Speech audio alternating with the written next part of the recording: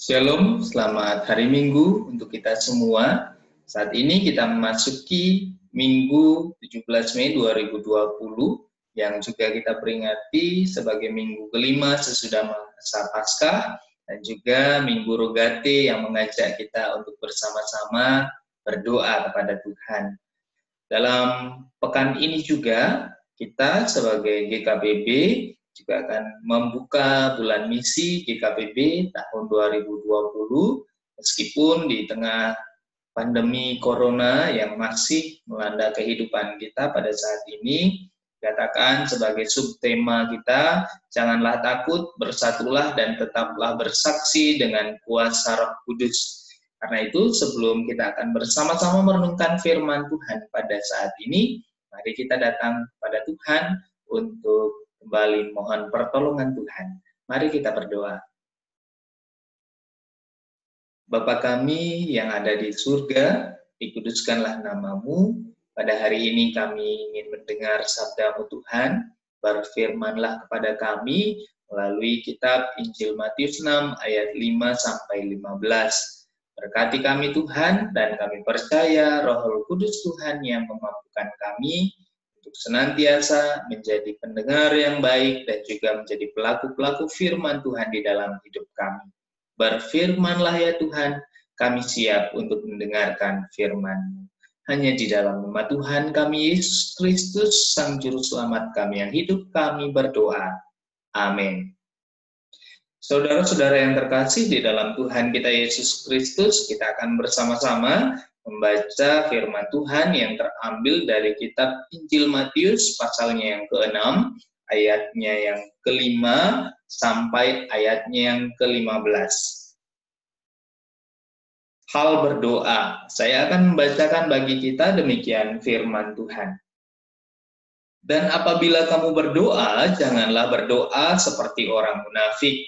Mereka suka mengucapkan doanya dengan berdiri dalam rumah-rumah ibadat dan pada tikungan-tikungan jalan raya, supaya mereka dilihat orang. Aku berkata kepadamu, sesungguhnya mereka sudah mendapat upahnya. Tetapi jika engkau berdoa, masuklah ke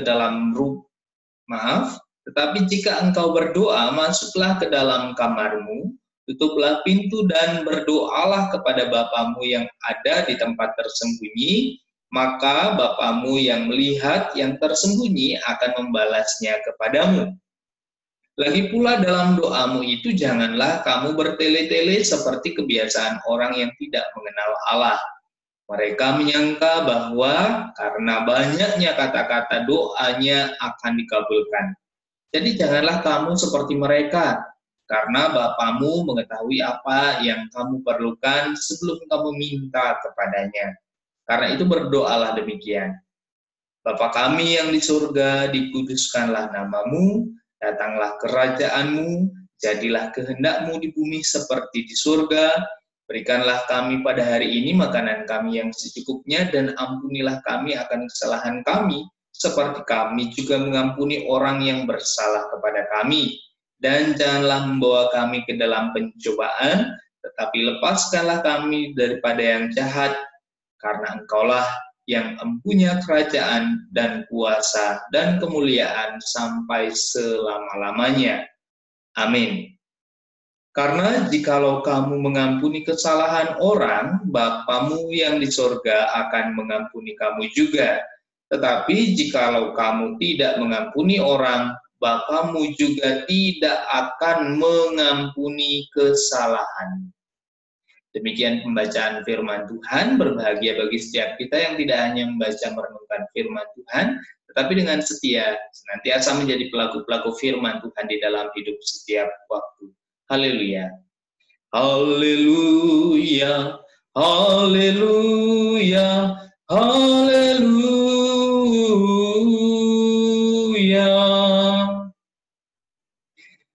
Shalom saudara-saudari yang terkasih dalam Tuhan kita Yesus Kristus.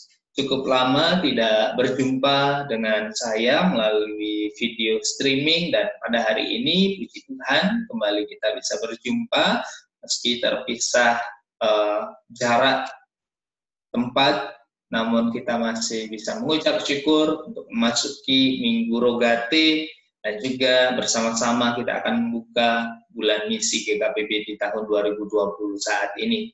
Meskipun virus corona masih menjadi suatu pandemi di negara kita dan buat kita masih terbatas untuk melaksanakan semua kegiatan, namun kita mau bersama-sama mengucap syukur, dan kita juga mau menguatkan diri di dalam doa seperti yang firman Tuhan ingin sampaikan kepada kita pada hari ini.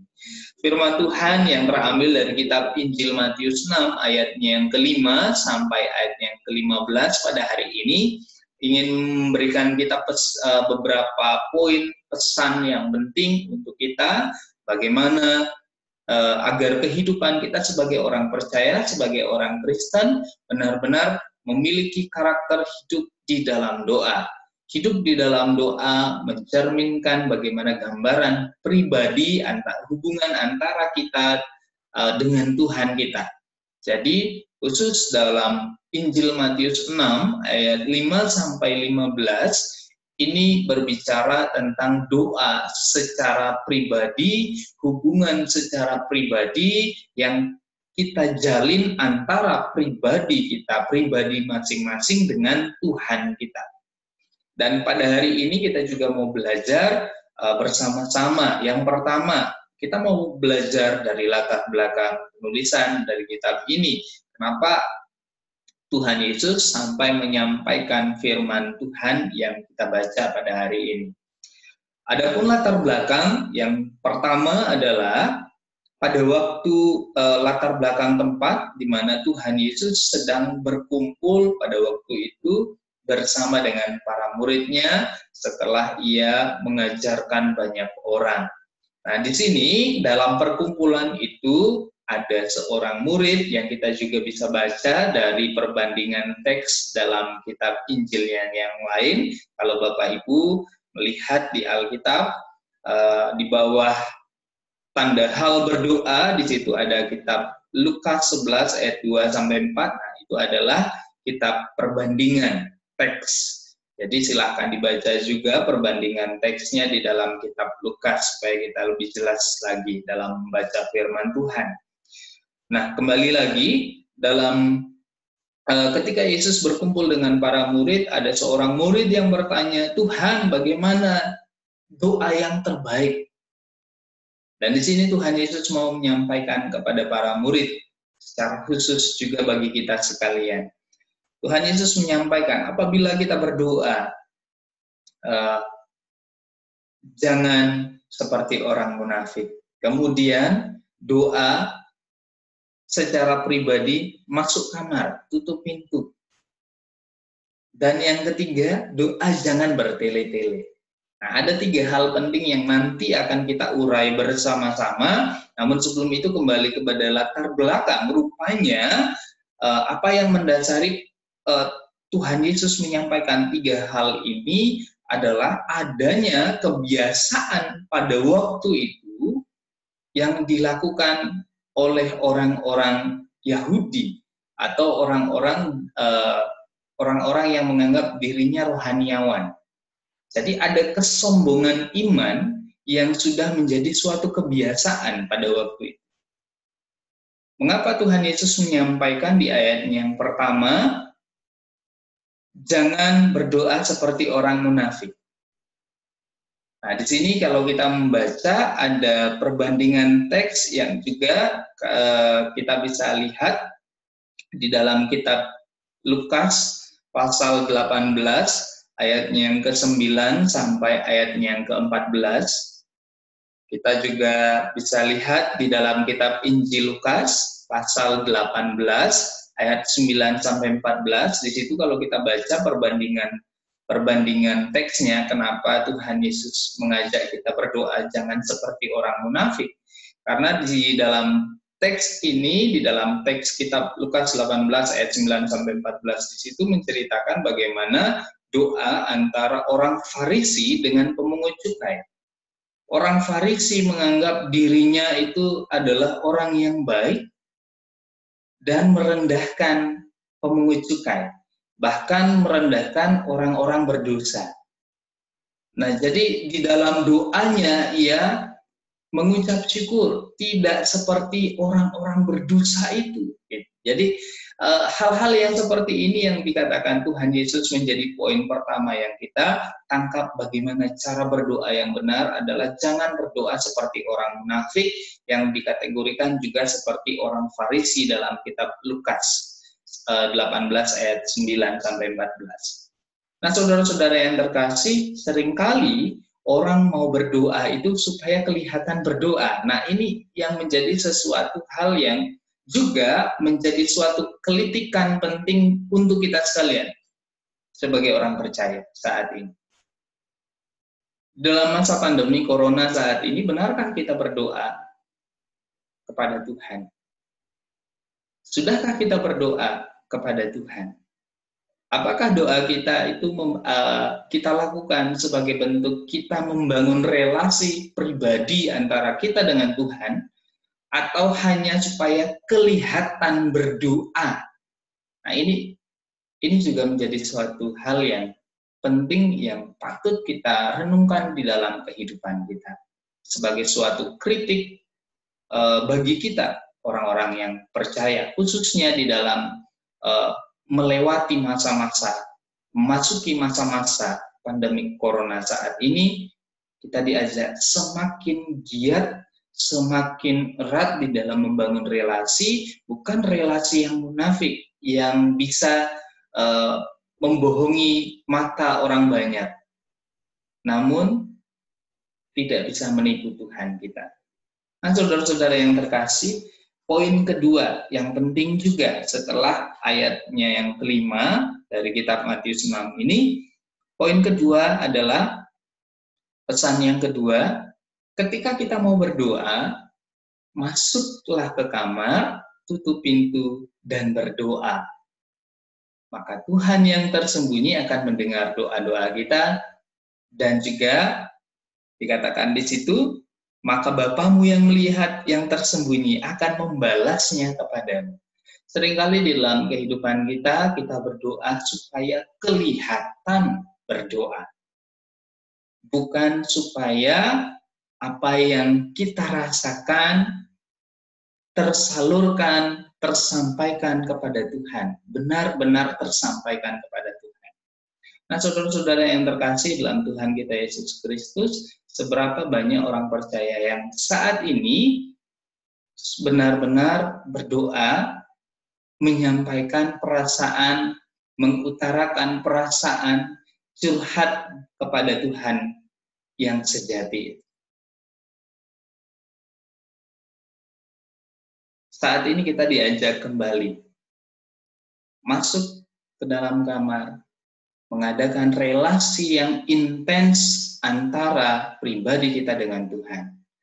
Maka sekali lagi, hal berdoa dalam kitab Injil Matius bukan untuk dilihat secara umum di tengah orang banyak, tetapi lebih kepada bagaimana pribadi kita membangun relasi dengan Tuhan. Saudara-saudara yang terkasih, ketika ada juga yang bertanya seperti ini, Pak Pendeta, kalau Tuhan Yesus nyuruh kita berdoa masuk kamar, berarti kita nggak boleh doa di luar kamar? Atau bagaimana kalau kita sedang ibadah dan di akhir ibadah kita diminta berdoa untuk makan? Boleh nggak? Nah, jadi firman Tuhan hari ini sekali lagi adalah untuk membangun relasi secara pribadi antara diri kita dengan Tuhan.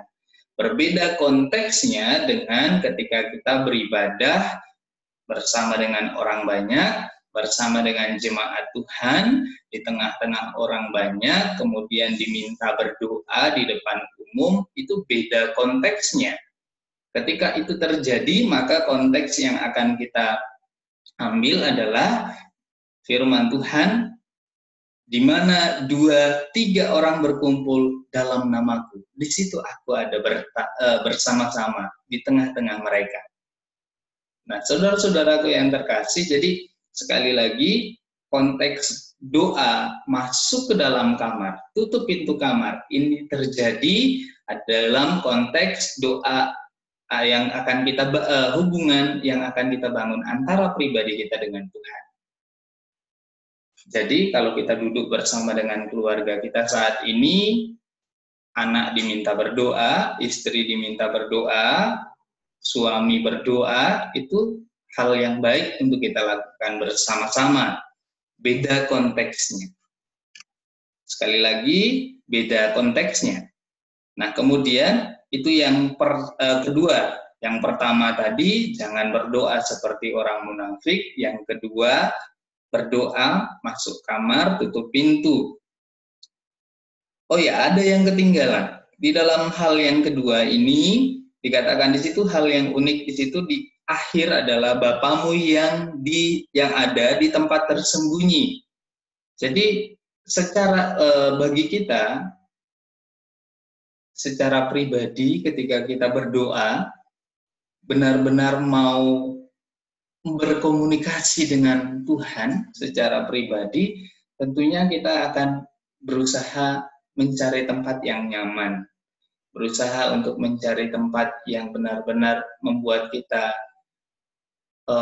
senang berbicara dan bebas berbicara. Karena itu di dalam kamar kita mampu mengutarakan segala hal kepada Tuhan.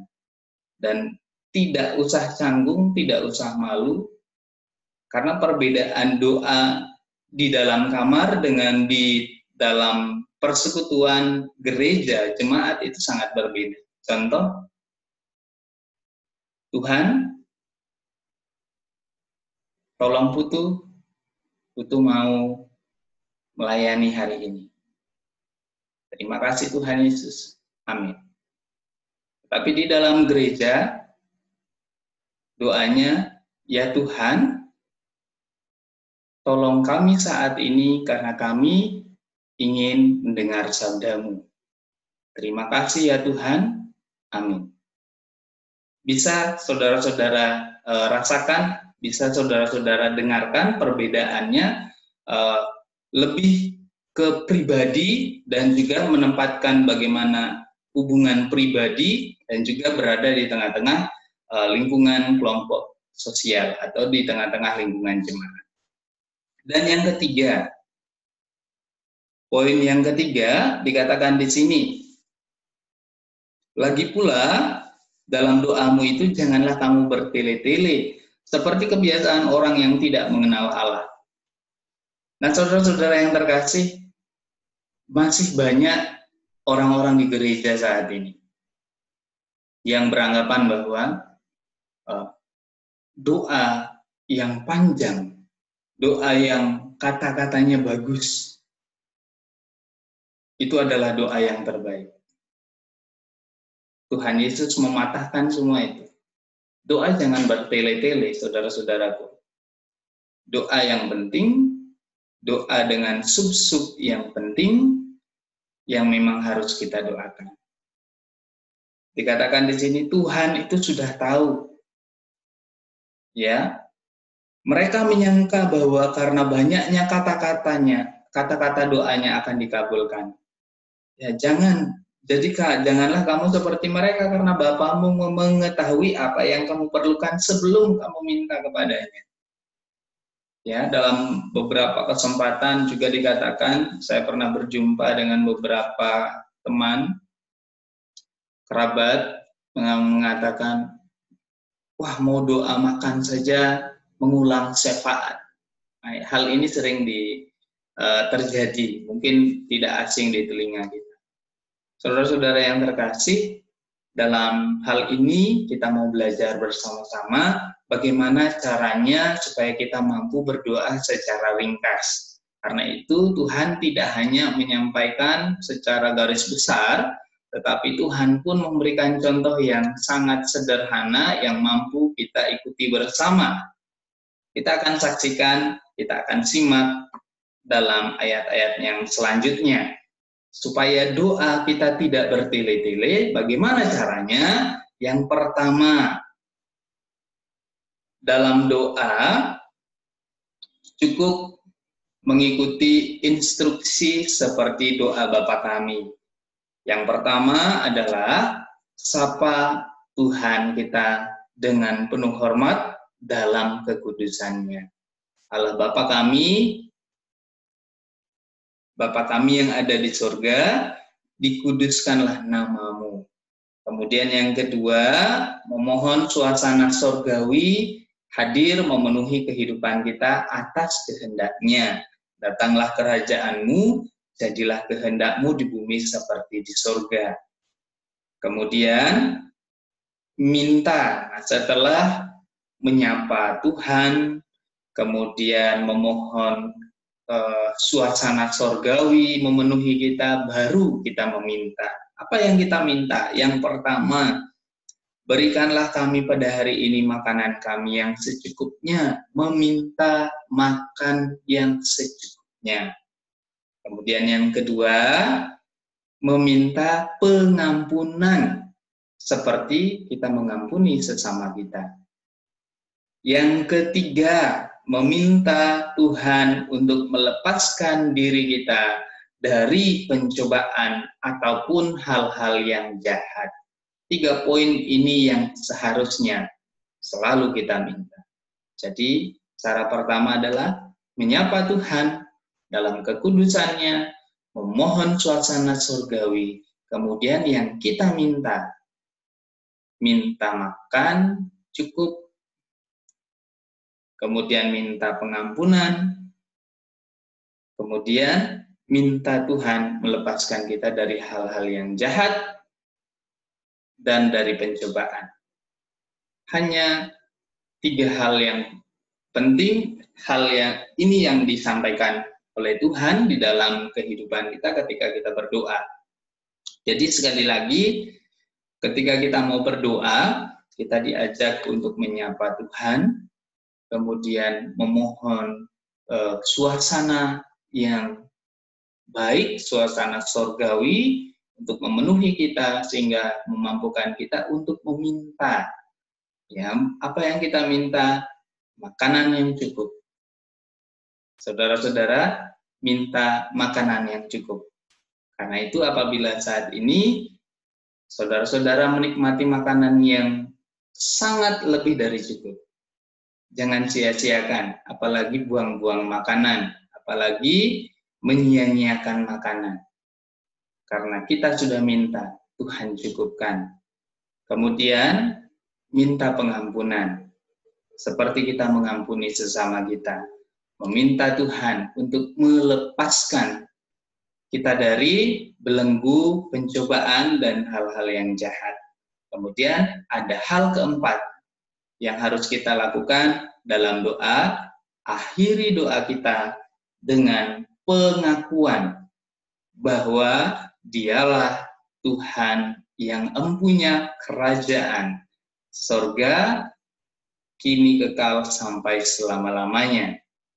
Nah, 4 hal inilah yang menjadi suatu struktur dalam doa, apapun doa yang akan kita sampaikan, apapun doa yang akan kita naikkan kepada Tuhan.